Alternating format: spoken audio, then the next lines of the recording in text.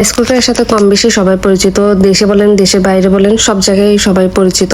তো ভাবলাম যে আপনাদের সাথে এই রাইস কুকারের ভিডিওটা শেয়ার করে আমি নতুন নিয়ে এসেছি। আমার অলরেডি 3টা রাইস কুকার ছিল, 3টা থেকে আমি 2টো ফেলে দিয়েছি।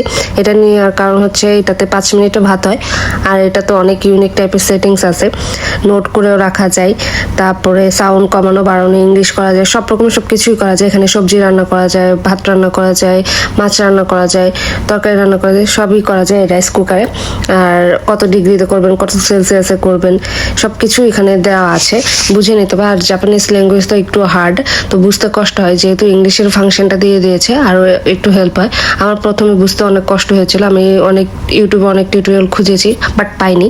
সেই ভাবনা থেকে এই চিন্তা আসলো যে আপনাদের সাথে শর্ট একটা ভিডিও শেয়ার করি, যাতে আপনাদের হেল্প হয়। যারা নতুন স্টুডেন্ট হিসেবে জাপানে আসেন বা নতুন গৃহিণী হিসেবে আসেন, তাদের অনেক কষ্ট হয়ে যায় এই ফাংশনগুলো বুঝতে, কারণ জাপানিজ ল্যাঙ্গুয়েজ তো আমরা জানি না, বুঝতে খুবই কষ্ট হয়ে যায়। এর জন্য ভাবলাম এই ভিডিওটা শেয়ার করি। আর এটাতে আমার মনে হয় 8-9 জনের জন্য রান্না করা যাবে।